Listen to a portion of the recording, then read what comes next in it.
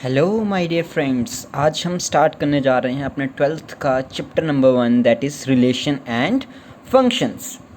तो देखिए, जिस बच्चे को अगर 11th में आप स्टार्ट कर रहे हो रिलेशन एंड फंक्शंस, अगर उसको 11th से ही नहीं पता रिलेशन एंड फंक्शंस क्या होता है, मैं बिल्कुल बेसिक से स्टार्ट करवाऊँगा। मान लो जैसे आप 11th में सेट्स पढ़ते हो, वहाँ से स्टार्ट करवाऊँगा कि रिलेशन एंड फंक्शन होता क्या है, तो डरने की कोई बात नहीं है।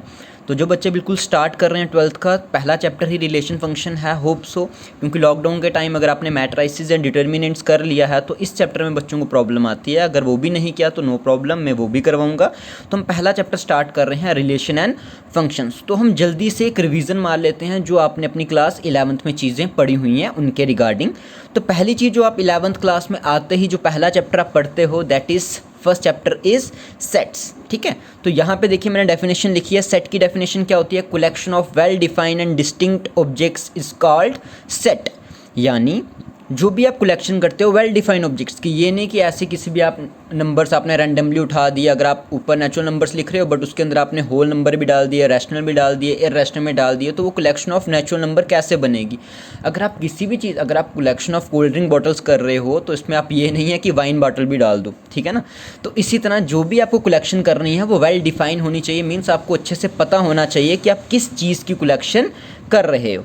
तो वही चीज़ यहाँ पे है, collection of well defined and distinct objects is called set. तो मोस्ट ऑफ द बच्चों को तो 11th में भी ये चीज़ क्लियर हो गई होती है, इसलिए मैंने एक सिंपल एग्जांपल दिया जो हम बचपन से पढ़ते आ रहे हैं वॉवल्स की। तो वॉवल्स जो है आपको पता ही है, एक सेट कॉन्सोनेंट्स का होगा, एक सेट वॉवल का होगा।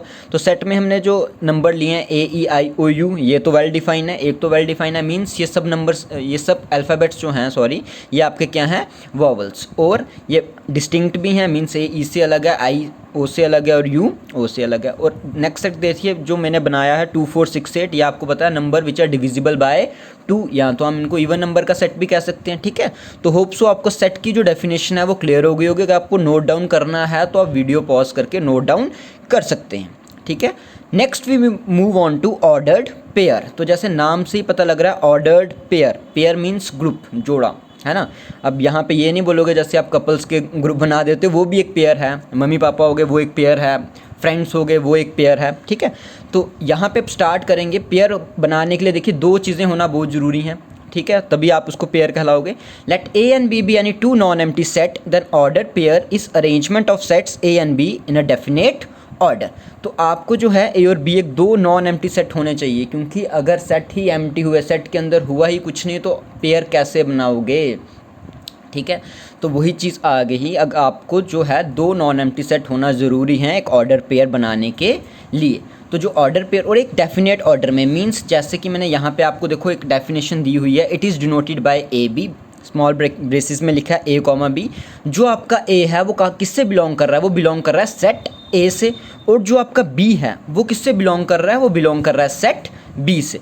फॉर एग्जाम्पल A मैंने लिया है 1 2, B मैंने लिया है 1 2, B लिया हुआ है 2 3 4, और ऊपर डेफिनेशन दी हुई है कि जो A के एलिमेंट हैं वो आपने A सेट से लेने हैं, जो मिलके आपकी फर्स्ट एंट्री है दैट इज़ स्मॉल ब्रेसिस में जैसे आपने लिखा हुआ है AB, जो आपकी क्या है?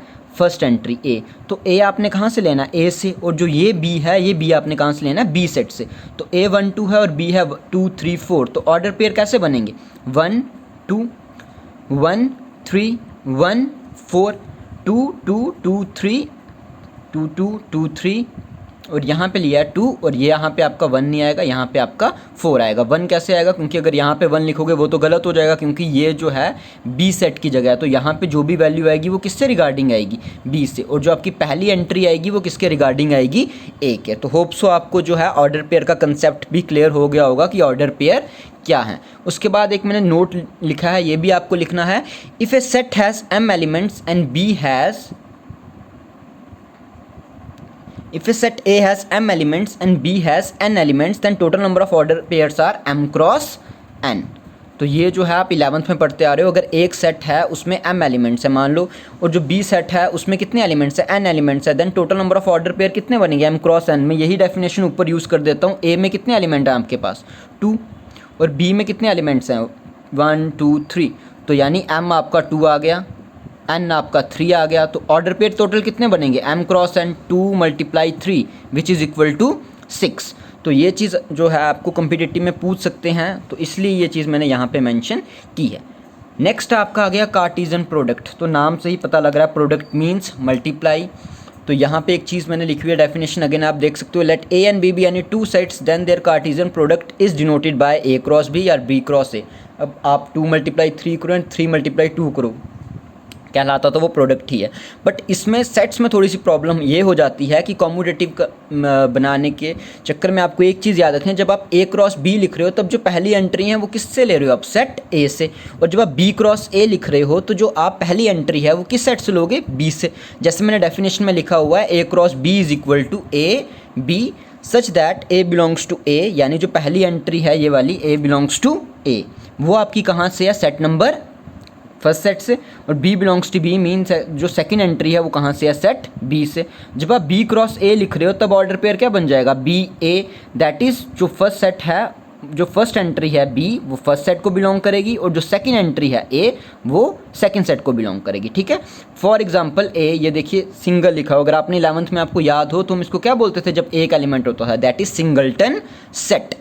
और बी है आपका ए ई आई। अब आपको ए क्रॉस बी बनाना है तो कैसे बनाओगे, आपको ए के साथ सभी ऑर्डर पेयर्स बनाते जाने हैं, जहाँ पे पहली एंट्री कहाँ से होगी, सेट ए से, इसलिए ये आया ए ई ए आई। जब बी क्रॉस ए बनाओगे अब पहली एंट्री कहाँ से होनी चाहिए, बी से, तो क्या बनेगा ए ई ए और आई ए।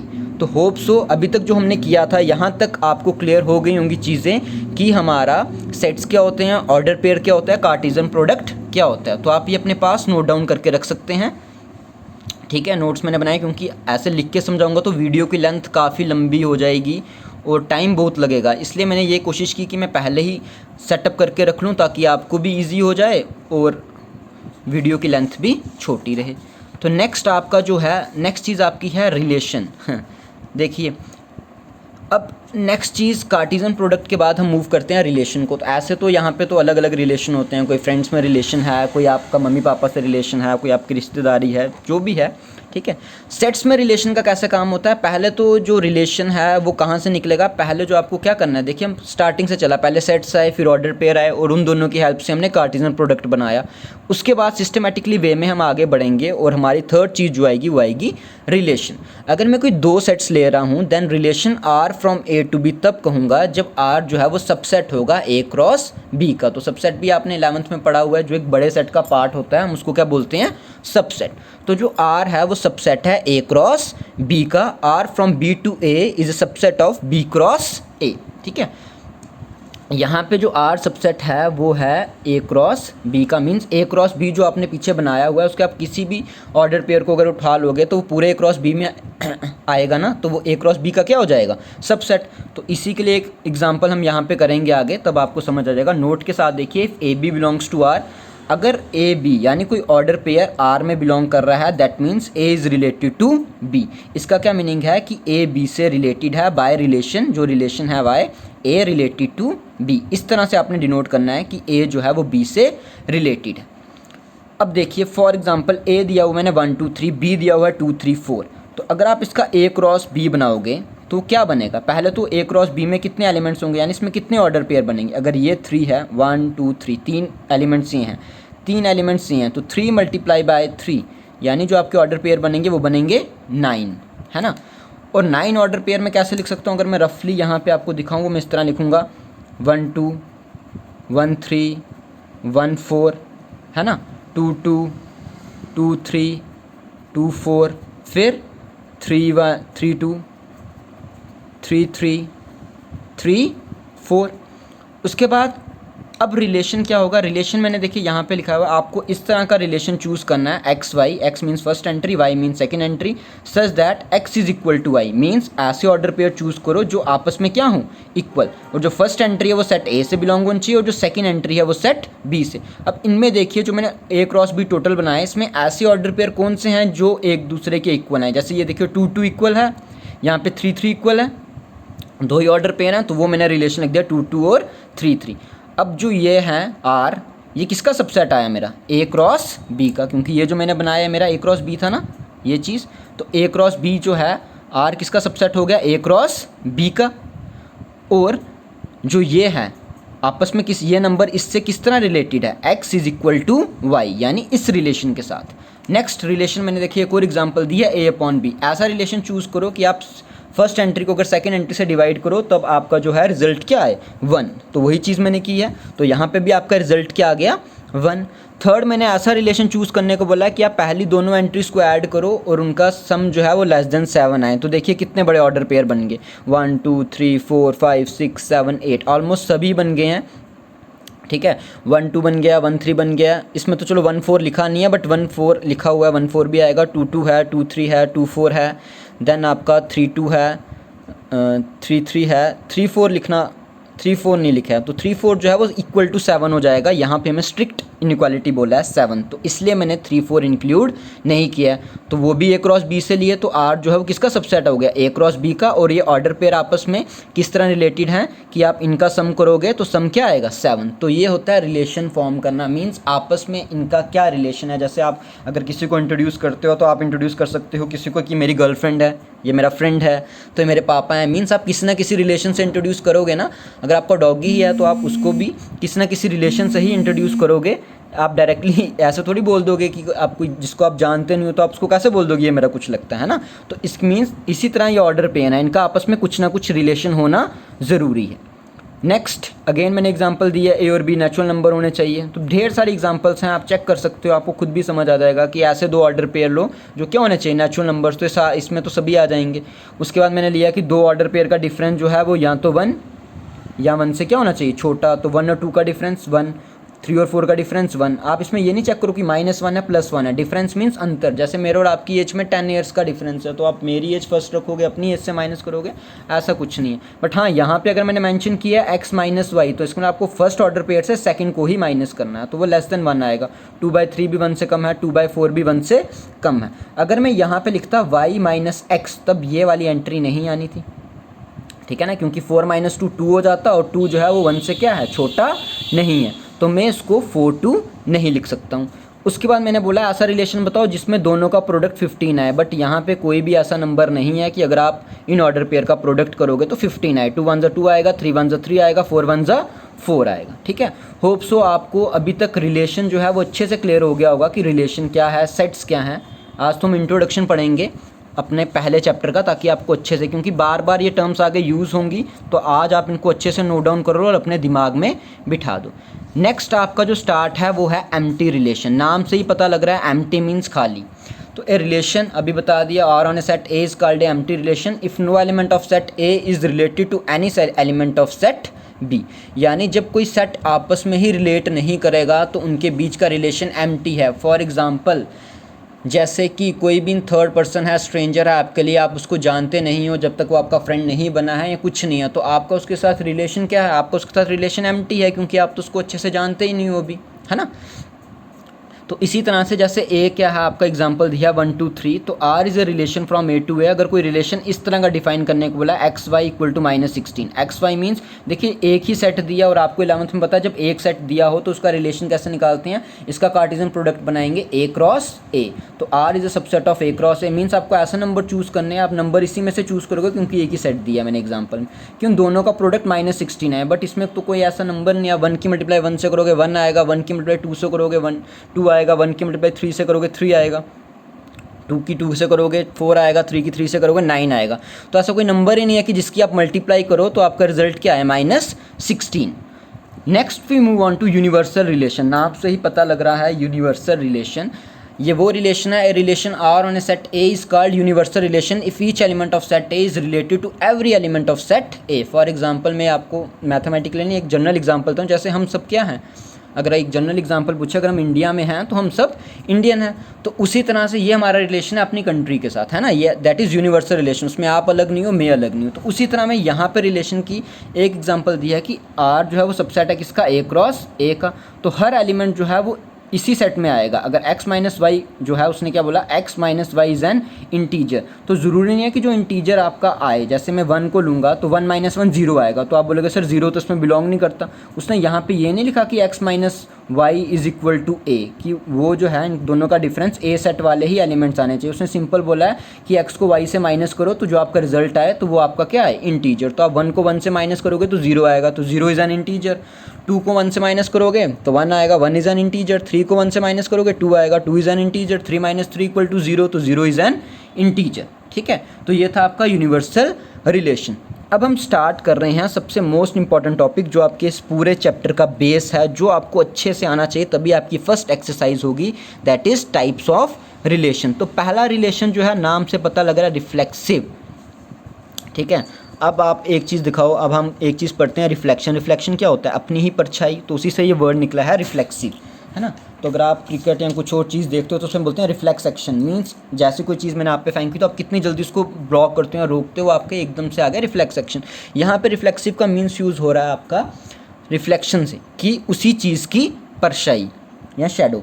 A relation R on a set A is called reflexive relation if x, x belongs to R for every x belongs to A। एक तो आपको इन सिंबल्स को पढ़ना आना चाहिए और मैथमेटिकल लैंग्वेज आनी चाहिए आपको लिखना। इस वाले का मीनिंग होता है if and only if x, x, इसको हम बोलते हैं बिलोंग्स। अगर आपने 11th में पढ़ा हो, जिन्होंने नहीं पढ़ा तो कोई बात नहीं।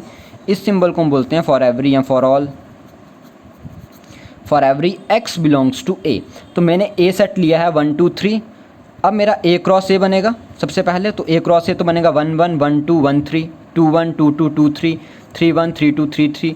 क्योंकि A में भी 3 एलिमेंट हैं, A में भी 3, तो टोटल मेरे ऑर्डर पेयर कितने बनेंगे, 9। अब जो मुझे रिलेशन उठाना है वो कहाँ से उठाना है, A क्रॉस A के सबसेट से। तो मैंने रिलेशन उठाया 1 1 2 1 2 2 3 3।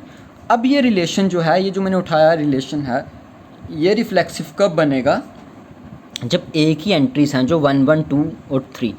फर्स्ट एंट्री भी 1 होगी, सेकंड एंट्री भी 1 होगी, फर्स्ट एंट्री 2 होगी, सेकंड एंट्री भी 2 होगी, थर्ड जो आपकी अगर एंट्री 3 है तो उसकी जो अपोजिट जो उसका नेक्स्ट ऑर्डर पेयर है वो भी क्या होना चाहिए, 3। देखिए जो मैंने रिलेशन बनाया है, मीन्स आपके पास अगर कोई सेट है जैसे 1 2 3 है तो 1 1 भी होना चाहिए, 2 2 भी होना चाहिए, 3 3 भी होना चाहिए। जैसे ये मैंने रिलेशन बनाया तो इसमें 1 1 भी है, 2 2 भी है, 3 3 भी है, इसलिए मैंने लिखा था ना x x, यानी सेम सेम।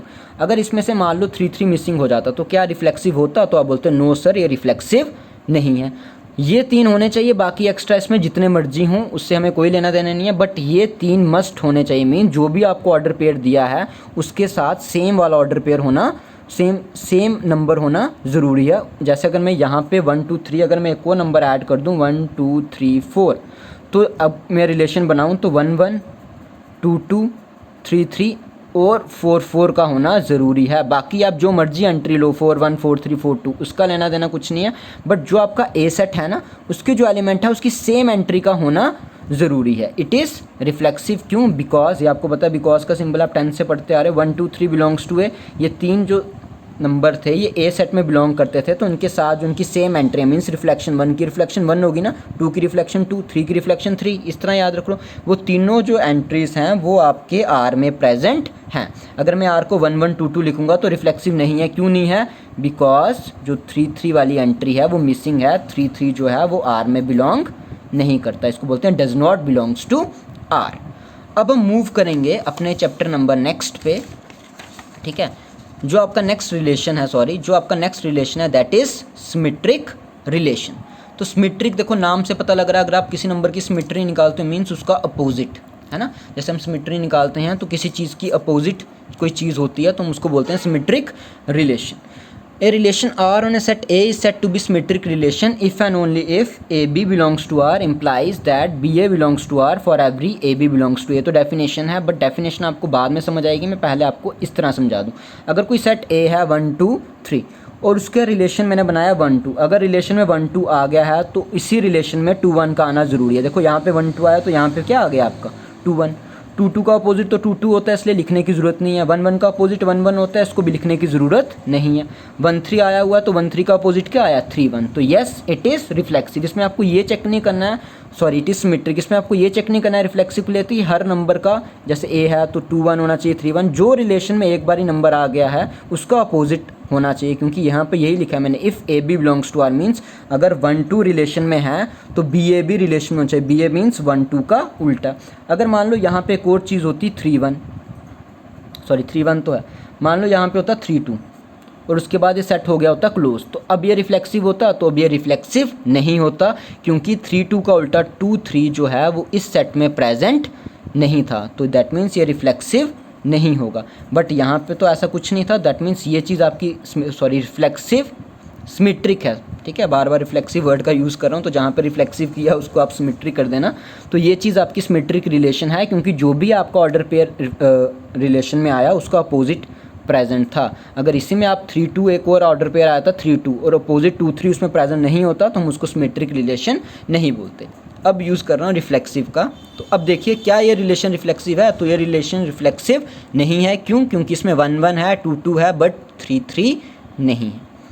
नेक्स्ट आपका आता है ट्रांजिटिव रिलेशन। तो ट्रांजिटिव रिलेशन क्या बोल रहा है, if X Y belongs to R, Y Z belongs to R, देखिए मैंने ए का यूज़ नहीं कर रहा हूँ, रिलेशन का यूज़ कर रहा हूँ, देन एक्स जेड भी जो है वो आर में बिलोंग करेगा। For every X Y Z belongs to it, then R is transitive.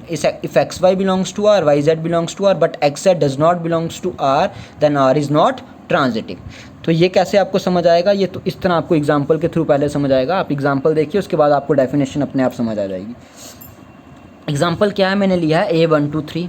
ठीक है, तो मेन जो है सिमेट्रिक और ट्रांजिटिव रिलेशन में मेन रोल आता है कि आपको रिलेशन क्या दिया हुआ है, और रिफ्लेक्सिव रिलेशन में मेन रोल इनका ए का होता है कि जो एलिमेंट्स हैं तो उनकी सेम एंट्रीज प्रेजेंट होनी चाहिए। बट सिमेट्रिक और ट्रांजिटिव में मेन रोल होता है आपके रिलेशन क्या आपको दिया। जैसे आपको रिलेशन यहाँ पे दिया 1 1 2 2 3 3। देखिए ये नंबर 1 1, तो ये 1 से ख़त्म हो रहा है, तो हमने नेक्स्ट कोई नंबर देखना है 1 से स्टार्ट हो रहा है, तो ये नंबर 1 से स्टार्ट हो रहा है ना।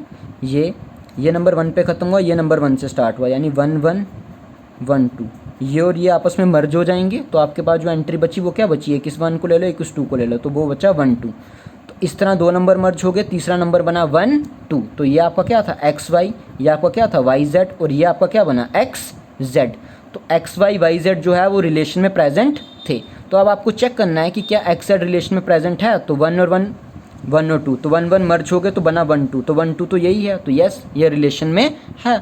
उसी तरह 2 2, तो कोई एंट्री 2 से स्टार्ट हुई है, ये हुई है, 2 और 2 आपस में मर्ज हो गए तो बना 2 3, तो क्या 2 3 रिलेशन में है, यस है। अब 3 3 3 से तो कोई एंट्री स्टार्ट हुई नहीं है, तो उसको देखने की ज़रूरत नहीं है। तो जहाँ से जो एंट्री खत्म हुई थी, जैसे ये एंट्री 2 पे ख़त्म हुई, 2 से ये एंट्री स्टार्ट हुई है, तो ये और ये आपस में मर्ज हो जाएंगे, तो आपका बनेगा 1 2, तो वो भी तो प्रेजेंट है। ये 2 3 है, ये 3 और 3 आपस में मर्ज हो गए, तो आपका बना 2 3, तो येस इट इज़ ट्रांजिटिव। ठीक है, अब मेन बच्चों को इसमें एक चीज़ में कन्फ्यूज़न आती है, वो मैं आपकी थोड़ी सी कन्फ्यूज़न क्लियर कर लूँ। जैसे आपको एक रिलेशन दिया है, मान लो ये मैंने रिलेशन बना दिया 1 1 2 2 3 3। ठीक है, सिर्फ इतना सा रिलेशन। अब 1 से तो चीज़ ख़त्म हुई, बट कहीं पे भी सेट में 1 से और चीज़ स्टार्ट नहीं हो रही है। 2 से चीज़ खत्म हुई, 2 से कहीं पे स्टार्ट नहीं हो रही, 3 से कोई चीज़ खत्म हुई, 3 से कहीं पे स्टार्ट नहीं हो रही, तो क्या ये ट्रांजिटिव होगा? तो आप बोलोगे yes it is a transitive relation. क्यों? क्योंकि इसने इनमें से कोई भी चीज़ फॉलो नहीं करी है। अगर ये चीज़ फॉलो हो रही होगी और थर्ड चीज़ फॉलो नहीं हो रही, तब वो ट्रांजिटिव नहीं है। बट अगर ऐसी कोई चीज़ आ रही है जिसमें कुछ भी फॉलो नहीं हो रहा, तो आप उसको ट्रांजिटिव कह सकते हो, या दैट मीन्स कि every reflexive relation is a transitive relation. ठीक है, फॉर एग्जांपल मैं आपको एक और एग्जांपल देता हूँ, यहाँ पे रफली जो है आपको एग्जांपल, इधर एग्जांपल देता हूँ मैं आपको। जैसे मैंने लिखा 1 2 2 1 3 2। ठीक है, अब देखिए ये 2 और 2 मर्ज हो गए, ये 2 और 2 मर्ज हो गए, तो आपका क्या बना 1 1। मीन्स इसने पहली वाली प्रॉपर्टी तो सेटिस्फाई कर दी, एक्स वाई और वाई जेड वाली, तो इसने तीसरी प्रॉपर्टी जो थी कि एक्स जेड भी आर में होना चाहिए, वो सेटिस्फाई नहीं की, तो ये रिलेशन आपका ट्रांजिटिव नहीं होगा। बट इन केस अगर ऐसा आ रहा है 1 1 2 2 3 3, ठीक है, तो ये कोई भी ये वाली प्रॉपर्टी फॉलो नहीं कर रहा है, बट तब भी ये क्या हो जाएगा, ट्रांजिटिव। तो इस वीडियो को आप एक दो बारी और देखना, तब आपको ज़्यादा बेटर क्लियर होगा। यहाँ पे एग्जांपल अगर आपको फिर भी नहीं समझ आया तो कमेंट में ज़रूर मेंशन करें, तो मैं इस पे आपका नोट लूँगा। उसके बाद मैंने थोड़ी सी एग्जांपल्स नीचे दी हुई हैं, A equal to A B C, और एक रिलेशन बनाया हुआ है A B B A C B C. तो पहली चीज़ तो है रिफ्लेक्सिव है। रिफ्लेक्सिव के लिए डायरेक्टली आपको ए सेट पे जाना होता है कि इनके सेम ऑर्डर पे प्रेजेंट हैं, तो आपको ये देखना है कि A B B C C present है, तो इसमें ए तो है बट ना ही बी बी है ना ही सी सी है, तो ये रिफ्लेक्सिव नहीं होगा, तो इसलिए लिखा है नॉट रिफ्लेक्सिव। ठीक है, क्योंकि बी बी इसमें प्रेजेंट नहीं है। आप सी सी भी लिख सकते हो। Not symmetric. सिमेट्रिक क्यों नहीं है? क्योंकि देखो ए प्रेजेंट है, इसका अपोजिट ए होगा, ठीक है। अब हमने इसको नहीं देखना सिमेट्रिक में, हम सीधे रिलेशन को देखेंगे। ए है तो उसका अपोजिट भी होगा, ए बी है तो उसका अपोजिट बी ए है, तो बी ए भी है। ए सी है, ए सी का opposite C A, but C A relation में नहीं है। बी सी का अपोजिट सी बी, वो भी रिलेशन में नहीं है, तो दैट मीन्स ये चीज़ सिमेट्रिक नहीं होगी। अब हम मूव करते हैं ट्रांजिटिव पे। ट्रांजिटिव देखिए, बी ए प्रेजेंट है और ए सी प्रेजेंट है, तो ए और ए मर्ज हो गए तो आपका बी सी बना, तो बी सी भी प्रेजेंट है। अब हम किसी और से चेक करते हैं, बी और बी मर्ज हो गए तो ए भी प्रेजेंट है। ए और ए मर्ज हो गए तो ए भी प्रेजेंट है, ठीक है। बट यहाँ पे मैंने जो एग्जांपल दिया मैंने बी ए लिया हुआ है और ए बी लिया हुआ है, दैट मीन्स ये बी ए और ए बी, तो ये ए से ख़त्म हो रहा है और ये ए से स्टार्ट। जब ये दोनों आपस में मर्ज होंगे तो ये क्या बनाएगा? B B. तो जो बी बी है वो रिफ्लेक्सिव रिलेशन में प्रेजेंट, इस रिलेशन में प्रेजेंट नहीं है, तो ये ट्रांजिटिव नहीं होगा। मान लो अगर ऐसी कोई भी कंडीशन नहीं बनती तब ये ट्रांजिटिव हो जाना था, बट हमें एक कंडीशन ऐसी मिल गई है जिससे हम लिख सकते हैं कि B B does not belongs to R. तो ये फ्रेंड्स आपके 3 मेन रिलेशन थे जो मैंने आपको आज पढ़ाए, ठीक है, पूरे 11th क्लास से अभी तक। होप सो कि आपको जो है अच्छे से अभी क्लियर हो गया होगा कि हमारे कार्टेशियन प्रोडक्ट क्या होता है, ऑर्डर पेयर क्या होते हैं, सेट क्या होते हैं, सिमेट्रिक रिलेशन क्या होता है, रिफ्लेक्सिव रिलेशन क्या होता है। तो इस वीडियो को अच्छे से देखो और अगर पसंद आए तो ज़रूर लाइक शेयर सब्सक्राइब करें, कमेंट करें। मैं अब जो हम कल जो है हम एक्सरसाइज 1.1 स्टार्ट करने जा रहे हैं, तो ज़रूर आपसे कल मिलेंगे। थैंक यू, और सब्सक्राइब ज़रूर करें, लाइक भी करें, कमेंट करें और दुआओं में याद रखना। Thank you and have a good day.